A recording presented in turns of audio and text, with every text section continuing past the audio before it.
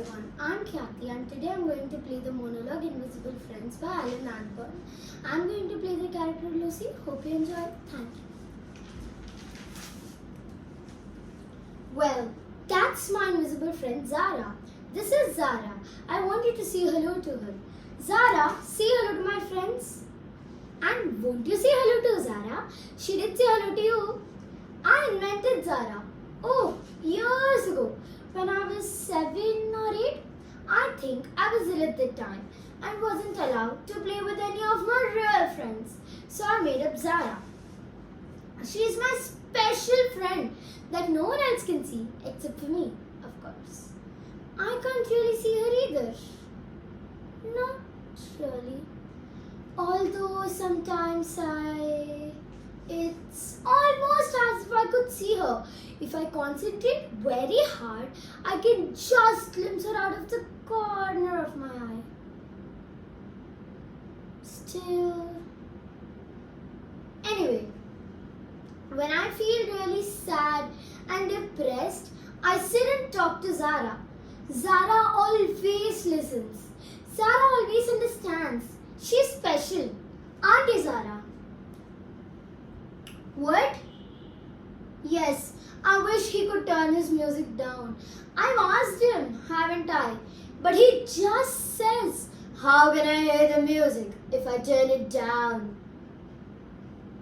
Oh, Zara, I almost forgot to tell you.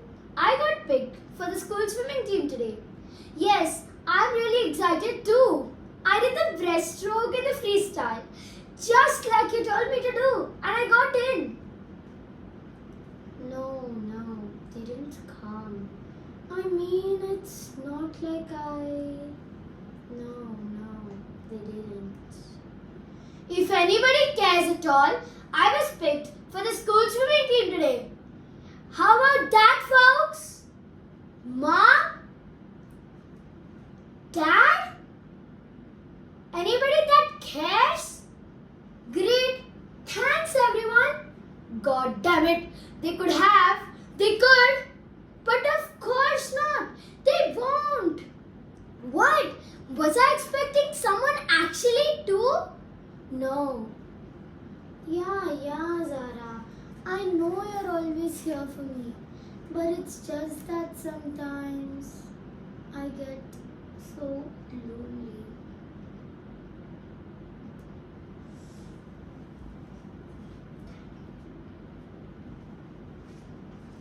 Augustus Loop by Roald Dahl. Augustus Loop, the great big greedy nincompoop. How long could we allow this beast to gorge and guzzle, feed and feast on everything he wanted to? Great Scott, this simply wouldn't do. However long this pig might live, we are positive he never gave even the smallest bit of fun or happiness to anyone. So, what do we do in cases such as this? We use the gentle touch. It's where we carefully take the brat and turn him into something that gives great pleasure to us all. A doll? For instance, a ball, a marble, or a rocking horse. But this revolting boy, of course, was so unutterably vile, so greedy, foul, and infantile. He left the most disgusting tastes in our mouths, and so in haste. So we chose a thing that, come what may, would take the nasty taste away. Come on, we cried. The time is right to send him shooting up the pipe. But don't! Dear children, be alarmed. Augustus Loop won't be harmed.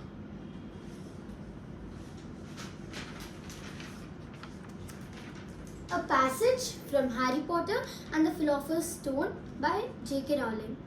Harry looked into the fire. Now he came to think about it.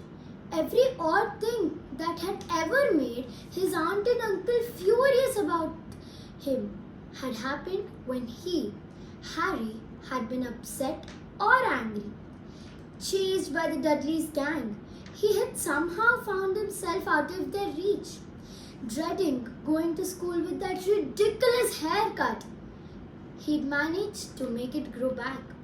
And the very last time Dudley had hit him, hadn't he got his revenge? Without even realizing he was doing it. Harry looked at Hagrid, smiling, and saw that Hagrid was positively beaming at him. "See," said Hagrid, "Harry Potter, not a wizard. You wait, you'll be right famous at Hogwarts." "Haven't I told you he's not going?" he hissed. "He's going to Stonewall High, and he'll be grateful for it. I've read those letters and he needs all sort of rubbish, spell bonds and books. If he wants to go, a great muggle like you won't stop him," growled Hagrid. "Stop, Lillian! James Potter's son's going to Hogwarts." "You're mad. His name's been down ever since he was born. He's off to the finest school of witchcraft and wizardry in the world. 7 years there, and he won't know himself. He'll be under the greatest headmaster Hogwarts ever had, Albus Dumbledore. I am not paying for some crackpot old fool to teach him magic tricks," yelled Uncle Vernon. But he had already gone too far. "Never!" Hagrid thundered. "Insult Albus Dumbledore in front of me." He brought the umbrella swishing down through the air to point at Dudley. Dudley was dancing on the spot with his hands clasped over his fat bottom. Harry saw a curly pig's tail poking through a hole in his trousers.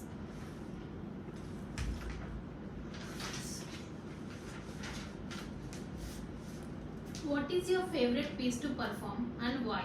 My favorite piece to perform was the monologue. It was my favorite to perform because it had deep emotions and a lot of imaginations. And also I liked the idea where the character Lucy coaxed Zara to cope with her loneliness. And also I found out that in the whole monologue I had sadness, depression, hope and excitement all together. This is the reason the monologue was my favorite to perform. Where did you use as pauses and emphasis?